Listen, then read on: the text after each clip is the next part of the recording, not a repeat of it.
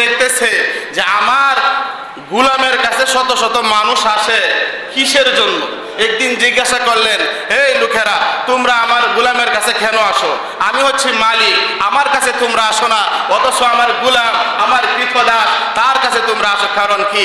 ওই লোকেরা বলল, আপনার গোলাম সে একজন জ্ঞানী মানুষ, আমাদের মনে হয় তার চাইতে জ্ঞানী মানুষ এই জামানায় আর নাই।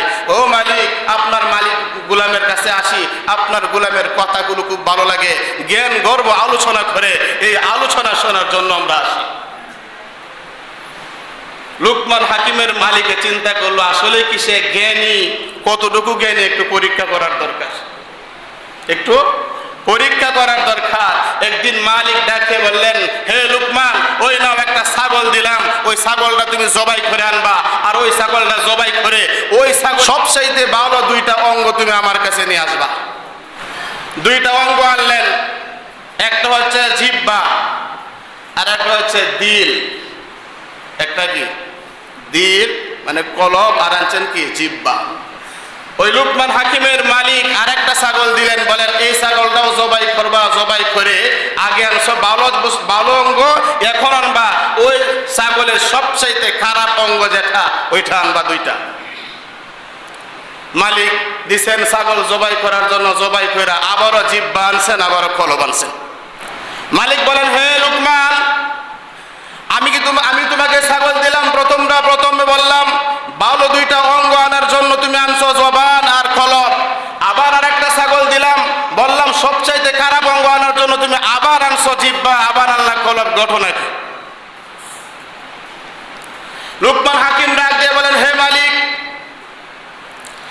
জবান হচ্ছে এমন একটা অঙ্গ, জিহ্বা হচ্ছে এমন একটা অঙ্গ, জিহ্বাটা যদি ভালো হয়ে যায়, জিহ্বাটা যদি ভালো হয়ে যায়, তার চাইতে ভালো অঙ্গ আর দেহের মধ্যে নাই।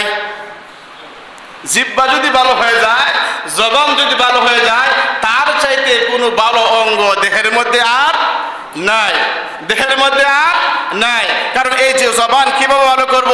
এই জবানের মধ্যে যদি আল্লাহর জিকির আমরা রাখি, এই জবান দিয়ে যদি আল্লাহর কোরআন তেলাওয়াত করি, এই জবান দিয়ে যদি আমরা ভালো ভালো কথা বলি, এই জবান দিয়ে যদি আমরা ভালো উপদেশ দেই, এই জবান দিয়ে যদি ইসলামের দাওয়াত দেই, লুকমান হাকিম বলেন এই জবানের চাইতে ভালো অঙ্গ আর নাই। আর কলব কেন আনলাম? কলবটা কেন আনলাম? নবীজি হাদিসের মধ্যে বলেছেন, নবীজি বলেছেন, মানুষের দেহের মধ্যে একটা গোশতের টুকরা আছে, যেটাকে বলা হয় কলব।